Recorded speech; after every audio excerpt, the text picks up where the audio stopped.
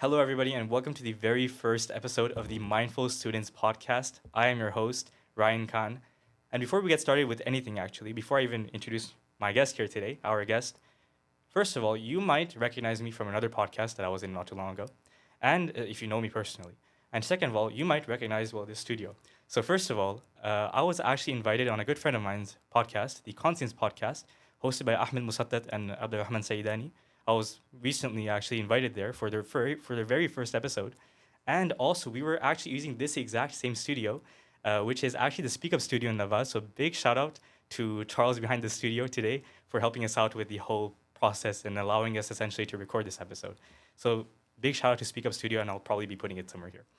Anyway, so basically, before we even get started with anything at all, what I really want to do is that I just want to basically introduce uh, what what this podcast is, the Mindful Students podcast, and essentially what our mission is here, what my mission is through this platform, and what I'm essentially doing here. So, the Mindful Students podcast is something that I created not too long ago as a platform to do education advocacy. So I've always been a big advocate for education ever since I started taking education a lot more seriously. And ever since I was featured on a podcast not too long ago, I had the great idea that, hey, I think a podcast is a great idea to get started with some sort of social media platform. So here we are today. So that's basically what I'm doing. And the mission of this podcast, the Mindful Students podcast, is to essentially we're gonna talk a lot about education on this podcast. We're gonna look at stories of people through their paths on in academia in general and on all sorts of things. And without any further ado, essentially, what I want to do is I want to introduce our guest today, future, soon to be Med P McGill student, Qasim. So please introduce yourself, please. Hello, everyone. My name is Qasim Mughal. I just graduated this June from Dawson College from the Enriched Health Science program. And hopefully, in about 2 weeks' time, I will be beginning my future academic journey at McGill University in the MedP program, hoping to go on to a medical school and work in the medical field in the future. And I would just like to say thank you very much, Ryan, for having me on. Thank you for For your, being here. of It is a course, great honor for you to be here. it's an Seriously. honor for me as well. I really appreciate giving me the call for your first episode. Thank you. Okay. Well, thank you. And also, I guess I'll just talk about myself really quickly as well. I forgot to do that. So, as I said, my name is Ryan. I am a soon-to-be second-year student at Dawson College in downtown Montreal. As you know, Qasim graduated from that college. I'm going to be doing my second year there right now. I am an enriched health science student, and that's pretty much it, I would say. Anyway, so let's get started with the main part of this conversation that we're going to have today, this excellent conversation for this very first episode of the Mindful Students podcast. I want to ask you some questions about some general questions, basically about education, your thoughts on certain things about education, your path in education, these kind of things. And I especially want to get into some details about your experience, getting to the MedP kind of program, because it's something that a lot of people aspire to get to. And, this brother right here, he achieved it. Great job, by the way. Let's talk about that right now. So first, what I want to do is I want to ask you, how was your general experience in education and like perhaps CJEP? How was your experience in CJEP and education in general, basically? All right. So, first of all, thank you very much. It was a tough journey getting to MedP, but thankfully we did it with the help of many, many people. I definitely did not get here on my own. It was a big collaborative effort from many of my friends and family as well. But in terms of my educational journey, so I did my elementary school here in Montreal in English. And however, my high school, I also did in Montreal, but I did it in French. So due to my citizenship status at the time, I was no longer eligible to continue my studies in English school system. Okay. So I had to transfer over to the French system. Now, having my initial base in education in English made it substantially difficult to make the transition over to the French system for high school. So I remember initially when I had first gone to high school, that first year or so of Sec 1 was very tough. I remember very well. I actually failed my entrance exam to the school That's itself. unfortunate. Okay. Yeah, but thankfully they told my parents, we'll take him for 1 term, and if he's able to do, or I think we'll take him for a year. If he can bring his grades up, then we'll keep him. Okay. And that first year, I also failed a couple Okay. of exams the That's first term, but eventually I was able to build up my skills in French, and eventually I was able to do well. Um, After that, so during those 5 years, my main goal, to be completely honest with you, was to get back into the English system. Okay, I see. So although I definitely did, oh yes, I definitely really appreciated having that sort of opportunity to learn in two different languages of instruction, and I actually believe now that it is a huge asset for me personally, being able to converse in both English and French fluently. Totally same thing for me. Absolutely. Exactly. And I think that had I uh, done my entire education in one of the two languages, I might not have been as comfortable in the other as I feel I am now, given that I was educated in both languages in one school or the other. And you speak pretty well in French now, so that's great. Thank you, Good for thank you. you. So that's well, thank you for that. And you're gonna. So that was an inspirational story. You had lots of difficulties, and well, now look at you. So can you talk about now from high school to CEGEP, you got into the enriched health science program, and so how was it, and how was your experience in CEGEP? Absolutely. So, the first thing that I would like to say is that my transition from high school to CEGEP was genuinely like a huge shock because I went to a very, very small high school. The entire high school is made up of, I think, less than 100 students. And my class, we were only 16 students just in my class. Then when I go from that tiny school to Dawson, which is like 10,000 plus Yes, students, super, 2,000 plus faculty and staff, super it huge. was a huge like a big transition.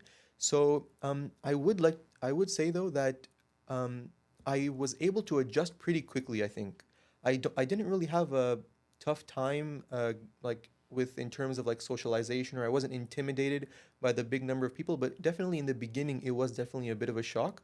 The one thing that I did struggle with though was the workload. Oh yeah. So what, as I'm sure you're very Yes, familiar I with, am very familiar with that. the difference Extremely familiar. yeah, the difference in workload from high school to CEGEP is a jump that I did not expect. Yeah, It me too. punched me in the face and I was not expecting it, you know. Same, same. So it definitely took me a while to get used to the huge workload and very fast pace of CEGEP compared to high school. Mhm. To be honest, high school wasn't very tough for me in terms of workload. The homework was manageable, the pace of the classes wasn't too bad. But CEGEP definitely was tough. That first semester, I remember, was intense to say the least. But I also felt that as I went along, so second, third, fourth semester, it definitely did get easier. Not that the pace was reduced or that the workload was lightened, but that I sort of adapted and got used to the system after about a semester's time. So that's what I would say about. So two things actually. First of all, it's very great to hear that actually from you because you're kind of known amongst a lot of people to be a great student. I'm not even gonna lie to you. Like Thank you, you, thank a you. lot of people think you're a great student, which you are. I mean, I'm not gonna lie. And also, it's great to hear that a lot of people they struggle as well. They're not alone when they struggle with these kind of things. And I must say, secondly, I completely understand what he's talking about when he says that he struggled with his first semester at CEGEP.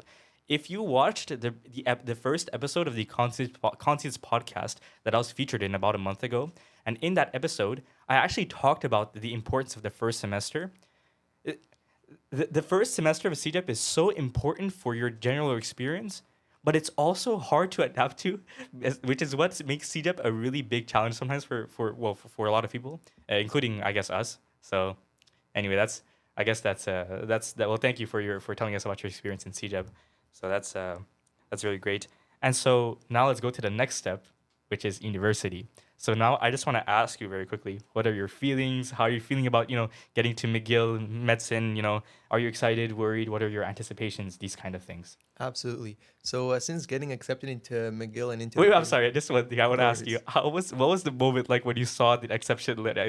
You already told me the story, but I Yeah. just want you to say it again. Oh my God, it was really intense. So basically, I applied to two medical schools. I applied to McGill University and I applied to Université de Montréal. Yeah. So I had received an email from Université de Montréal that my application status had been updated, Okay. right? So what I did is I got I told my family, everyone was around me. I opened the decision and I got waitlisted for Oh, UDEM. okay. And it wasn't even like I was like had a good chance of getting in. I was at the bottom of the wait list, like way at the end, like one of the last people. So I knew that basically I had no chance of getting into UDM, right? So I was defeated. I told myself, oh, it's okay. It's not a problem. It's not the end of the world. But honestly, internally, I was crying. I was in Okay. pain. But so then what happened was I went to my room and I just sat by myself. And then I didn't receive any update from McGill. However, I told myself, you know what, let's just check it. Why not? You know, so I was Okay. just sitting there on my bed, very sad, very sullen, like, you know, still like internally pained over the UDM decision. And also, as you probably know, like McGill, in terms of like prestige and like It is a little. It difficult, is quite harder to it get is into than definitely. like than UDM, let's say. Yes, exactly. Okay. So when I saw the decision of UDM, I thought, okay, McGill is done. There's no Okay. chance, right? So I was just sitting there on my bed. I'm like, you know what? Might as well open. I wasn't expecting the status to have changed, but I opened it. I read admitted with Oh condition. my god. I started screaming. My mom got scared. She runs into my room. What happened? What happened? I got admitted. I got admitted. Then my mom starts screaming. Then my dad starts screaming. My sisters go crazy. It was a good moment. Yeah, Thank God. That is like so crazy. yeah, like the happiness you must have felt in that situation. definitely, It's like one of those moments in life where you can remember those things like significantly. I'm so happy absolutely. that happened to you. Thank you, thank you. Hopefully that happens with me as well. Hopefully, let's see what happens. I have Definitely. one semester. I actually have 2 semesters left. I'm kind of in the same boat here, but yeah, I hope to get the same situation as you. But thank you for sharing that. That is a super like that's such a nice thing to hear. But anyway, so now that we got that out of the way, let me ask you a little bit about your application process. So basically, um, you you applied, you gave your Casper, which if you could explain what the Casper is, just a little bit, like on a general basis, what it is for students who maybe don't know what that is, and also maybe other things you had to do for your application, like in terms of interviews or whatever. Like, generally speaking, what does the admission process look like? Absolutely. So the admission process to medical schools in Quebec. So the main ones that I'm familiar with are McGill University, Université de Montréal, Université de Sherbrooke, and Université de Laval. Is pretty much the same for all. And the way it works is that there's two stages to the application process. The first stage is that you have to submit number one your grades. So your R score from CGEP that's listed in your transcript, Mm-hmm. and your CGEP automatically delivers your transcript to whichever universities you've applied to. Yes. The second step is an exam called the Casper exam, which, to briefly explain what it is, it's an online written exam that you type up in which basically you receive a series of scenarios where you're given some kind of a role in that scenario. And basically, the exam asks you three questions, and you have 5 minutes to type up an answer to each of the three questions. So you have 5 minutes total for the three questions. And then, as soon as those 5 minutes are up, you move on to the next scenario. And in total, I think there's about 12 scenarios. You have to And write. You have to write all. Like, do you have to answer all three of them, or because some people I've heard that some people don't answer all three of them because they don't have enough yeah. time, for example. So the technicalities of the exam are a bit tough. There's different strategies that you can employ. Some people prefer to write a little bit for each of the questions. Hmm. Other people prefer to write a lot, like in depth, for only one or two of the questions. So there's different strategies that you can use. I personally opted for to write more in depth for two of the three questions. Hmm. So in like maybe a few of the questions, I was able to get all three, but for most of them, I was only able to answer two of the three questions. Okay, I see. And so then you also had Yes. interviews. So before the interviews, there's a final stage to the first part of the application Hmm. process, other than the Casper and the transcript, and that is the CV. Oh So yes. not all universities require a CV. McGill does. And what do you mean exactly by CV? So CV is basically a document in which you list all the extracurricular and non-academic aspects of your sort of life during the past couple of years prior to your application. So in it, you list things such as the extracurricular activities that you were involved in during your time in CGEP or prior to that. You list research or publications that you've worked on. You can list things such as hobbies or interests, stuff like that, volunteer work you've done, a job experience that you might have. So just things that are not directly related to your studies and your academics, basically. And how the one thing about that though is that while all universities require your transcript and the Casper, not all of them require your CV. Okay. So Université de Montréal, for example, does not require a CV, but McGill does. So hold on a second. I'm like this is new to me. So EDM doesn't like maybe not at first, but like do they just like never look at your extracurricular activities? Like they just look at your grade, or like what is it? So each university weighs the different things differently. So McGill does 70% R score, 20% Casper, and 10% CV. Okay. For Université de Montréal, I may be mistaken, but I believe it's 70% grades and 30% Casper. Or it might be 60% grades and 40% Casper, but I'm not entirely sure. Interesting. And Excuse me. I know that some people, they when they're doing CASPERs for different universities, you can either do it in English or French. So did you do it both in English and French? And did you find any difficulties doing it, let's say, in French? Okay. So as a matter of fact, I only applied to McGill and Université de Montréal. Yeah. The reason why I didn't apply to Laval and Sherbrooke was because unfortunately I did not have the option of moving away from my family. Hmm. So I had to stay in Montreal for my university studies, and so I only applied to McGill and UDM. Now I was fortunate because those two universities accept both the English and the French Casper. Okay, I thought that EDM only did French CASPERs. Okay, No. that's interesting. Yeah, That is so really interesting. Université de Laval and Université de Sherbrooke, I believe French, those two only accept the French one, exactly. sure. So most people who are applying to all four, which quite a few people do, have to do them. I mean, I guess you could only do it in French and then send your French result to all four, or you can do it in English and in French and then send them based depending on who you want to send the English one to. Interesting. So I only did it in English, so unfortunately I can't speak to whether how they Okay, compared. I see. Yeah. Okay, I see. And also, like, because like going back a step to the extracurricular activities, how did you how was your experience basically with doing extracurricular activities, and how did you find any difficulties balancing everything? Did you you maintained like good grades, and I'm assuming you might have you well I know you did some extracurricular activities. So how was it like exactly with everything? Say. Yeah, so the topic of extracurriculars is very interesting, and it's what I would say is it's very different from person to person. Mm-hmm. I don't think that there is a sort of set in stone way of going about extracurriculars that can, for instance, lead to pre med or any other program. Now, I can speak about my personal experience with extracurriculars. So, the first thing I want to say is that when I initially came to Dawson, I sort of looked to the older students, the students in the years above me, to get an idea of what kind of things I should be involved in, how many things I should be involved in, and stuff like that. And what I personally felt was extremely intimidated because when I had just entered Dawson, I saw all these other students doing tons and tons of different stuff with like they had their names on papers, they'd already published stuff, they were involved in like Yes, 5 different clubs at the same I time. could talk about that too as well after. Yeah. So I got very intimidated. I told myself there's no way I'm gonna be able to like, maintain extracurriculars at the level that these other students are keeping them up with. Hmm. And so that genuinely discouraged me from my chances of being able to get into MedP because Okay. I knew that my CV would be a determining factor. What I later on realized though is that why looking from the outside in, looking at other students, it seemed like everyone was doing so much, and that level of like maintaining extracurriculars while also maintaining good grades in your studies was like nearly impossible. Hmm. However, what I noticed is that when I just got involved in things that interested me, things that I genuinely wanted to participate in outside of school or even within school, like school clubs, for example, I realized that just participating in the things that interested me alone was enough to build my CV up to a point where it was something substantial to hand into the university and Hmm. actually be competitive.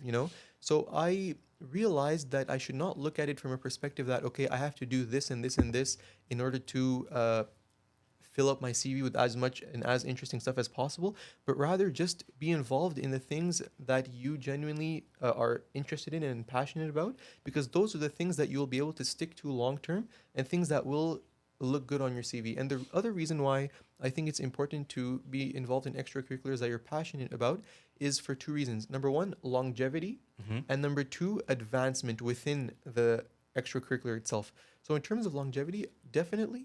Um, it's better to stick with things long term Okay. in terms of what you're going to be putting on your CV. So, for example, one thing I was involved in during my time at Dawson was the MSA, the Muslim Student Association of Dawson, Yes. which I know you're a part of as well. Yes. So, I joined the Muslim Student Association of Dawson in my first semester, and I stayed in it all the way up until my fourth semester, up Yes. until I graduated. Yeah. And so, from my experience or from what I've been told, I can't really tell you whether it's entirely true or not because obviously I haven't spoken to any admissions officers or anything like that. But I think that they prefer to see students who have been actively engaged in an activity for an extended period of time because that shows commitment and perseverance and dedication to Hmm. something, right? The other thing I would say is advancement. So I began in the MSA just as a general member. Then I moved up to being on the a committee, like a consultation committee, and then later on I moved up to becoming an executive. I ended up as the treasurer of the MSA. Mm-hmm. So that is also something that they look for and appreciate in these sorts of like CVs and um, like extracurriculars that you're involved in, is when you show that you're progressing, you're not stagnating in whatever you're involved in. I see. And actually, I can quickly talk about that. You know how you mentioned that a lot of students they do like all sorts of extracurricular activities, but like they have like an intense amount of it. They do extracurricular activities here. They balance school. They do research. They do this that hospital volunteering. It's like sometimes like I have some classmates who are like extremely uh, like involved in certain things. Like they have their names, as you said, on so many research papers. It's actually mind blowing how people can do so many things at the same time. But it's great to hear that uh, that's it's not something that is like 100 completely expected, basically. And also. You should tell me if I'm wrong or not, but a lot of people they like don't fully understand this, and like I'll say it, and you correct me if I'm wrong. If your R score actually, if your R score, because maybe we haven't mentioned what the R score is yet, but the R score is basically the general like grading, I guess the grade that the the CDEP system basically uses to rank you amongst other students in CDEPs. Anyway, so for students that have lower qatar, let's say, or I mean R scores, should they be doing like compensating that with more extracurricular activities, like a lot more, or like and if you have like a really good R score, should you be focusing that much on extracurricular activities? Like is there like supposed to be like a balance here or something, or Okay, that's a very interesting question. Now, the thing is, I'm neither an admissions officer nor an academic advisor, right? So I cannot tell you what you should be doing, yeah. but I can give you an idea of what I think might be better to focus on depending on your situation. Right, Okay? and what I mentioned is Mhm. basically what I've heard from people, what everybody says about how like the application process works. So I want to know basically what you think about that. Yeah, absolutely. So I would say definitely. So let's look at McGill, for example. McGill, when in that first stage of application, considers your R score for 70% of the application, then your Casper for 20%, and your CV only for 10%. Okay. So in my personal opinion, definitely your R score is going to be the top priority. Hmm. And the other reason why I say that is because the minimum R score required to apply to MedP is already very high. What is it actually? Do you know for your year what it was? Yeah, so I think the minimum to be eligible to apply, I think is 34.5, if I'm Okay, not mistaken. I could okay, be wrong though. fine. Now, the thing to keep in mind though, so anybody applying to MedP is going to have an R score above 34.5. That's the first thing to keep in mind, right? So most of the students are already going to have R scores that are very high. Hmm. So in order to be competitive with them, because although the minimum is 34.5, if you actually look at the students who are admitted, generally they're going to be somewhat higher than the minimum. You know, Okay. like there's only 50 spots in MedP in the downtown campus, which is the Montreal campus, Yeah. and then about 20 to 23, I think, in the Outaouais Hmm. campus. So there's only 70 spots, right? And each year they have over 1,000 applicants. I think one year is like 1,500 or something, right? So you can imagine those 70 students out of those 1,500 are gonna be usually more like somewhat higher than the 34.5. Actually, about that, I saw on the website not too long ago about it. Like the minimum interviewed, like, at least for like I don't know, like recent years, was like around 34 point something, and then the average, um, I think accepted was like 36.9 exactly. I think that's what it was. Mhm. So it is pretty crazy. Definitely. So I would say that having a good R score is definitely important. Yeah. But then here's the other thing. Once you get to that high R score level, so the 36s, the 37s, even the 35s, what happens is you're competing with all the other students who also have those same high R scores, right? Yes. So improving your R score beyond that point isn't very significant, or it doesn't affect, or it doesn't improve your candidature that much. Hmm. And the example that I would give personally, I actually did not have the highest R score. So I had a good R score, but not like one of the highest ones by far. Okay. And actually, I know a friend who had a higher R score than me by more than an entire point, R Hmm. score point, right? Okay. And what happened was I got admitted, and unfortunately, he didn't. So the reason I'm saying this is because when you get into these higher R score levels, um, the value of having that high R score starts to diminish when you're compared with other students who have the same sort of range of high R score.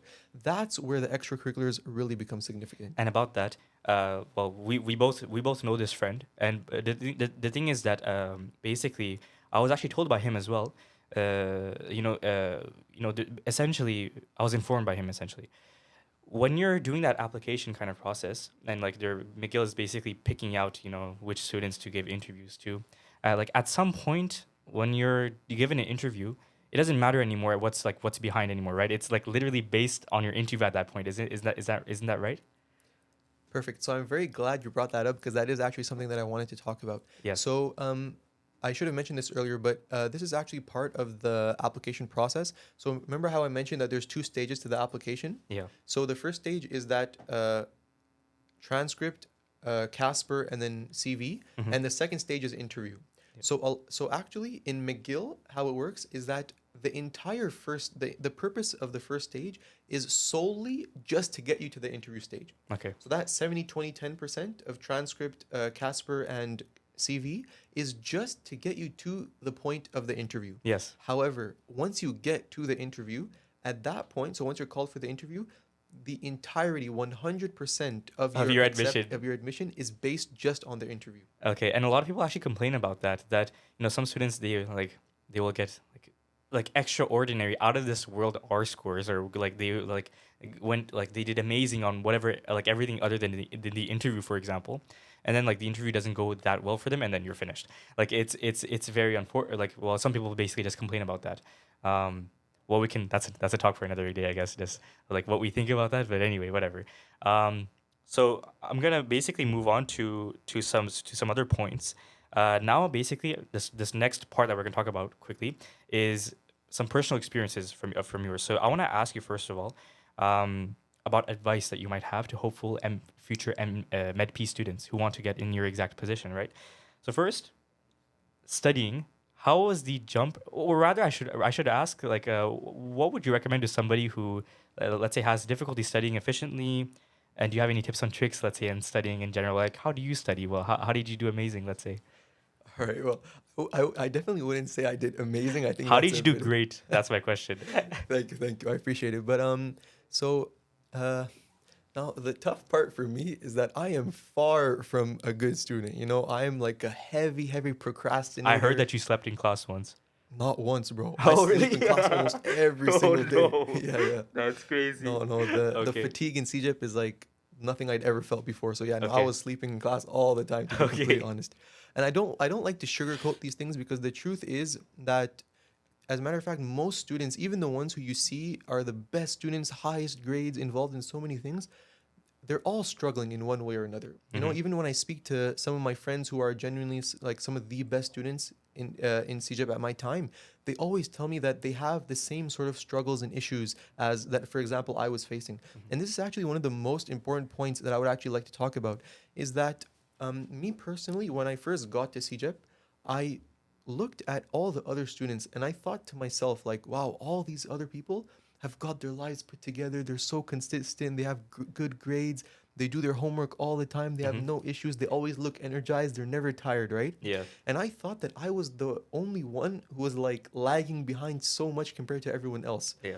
Now, and I genuinely thought that way for a long time, and it did discourage me, because I thought that, okay, I was falling behind and that I had no chance compared to all these other students who are way better than me. Yeah. But what I discovered, and what I feel that unfortunately many students discover too late, is that, as a matter of fact, no, every single student looks at all the other students and thinks that everyone else is doing much better than they are and that they're the ones falling behind compared to everyone else. It is like Ev- a universal thing. Like I said, exactly. at some point, I think I kind of realized that too at some point, but it's like it's never too obvious because that's just how our psychology is. Well, our psyche basically, like how we think. You see, for example, somebody who's like for example, I'll give you an example just for myself. The other day, actually, not the other day, before school basically ended, I had this classmate who like did this excellent presentation on like some cancer research he was doing in front of our biology class, and I was like, how do you do these kind of things? Like, where do you get these ideas from? And basically, like I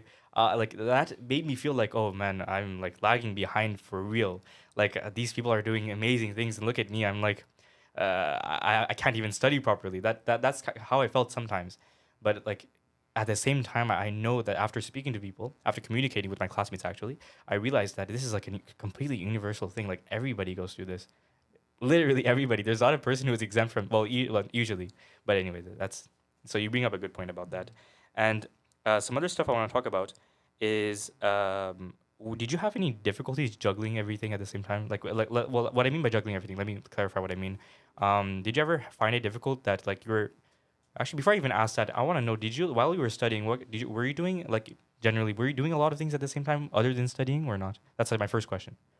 Yeah, so definitely studying in school and the academic aspect of my life at the time Yeah. was like the most important and the main sort of thing I was focused on during the time.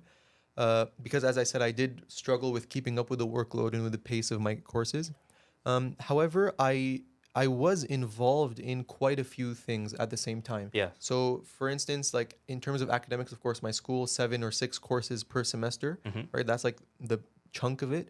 And then after that, I was involved in like the Muslim Student Association, as I mentioned earlier. I was also involved in the Dawson Debate Union, Yes. which is another club at Dawson. Then outside of Dawson, I did my own sports. So like I go to the gym 4 times a week. I memorize Quran, which is like for me personally with my own teacher outside of school. I also spend time learning like Arabic uh, language outside of school as well. And so a couple of other things, stuff like that. So when I tell people that I was like involved in all these different things, they think that okay, wow, like this kid really is doing No, no, school. it's funny. I remember I asked you that in the Yeah, hallway one day. I was like, I "How remember do as you well. juggle all these things?" And then you're like, "Look at this. I use Google Calendar." And I was like, "Oh, really? That's your Yeah. secret?"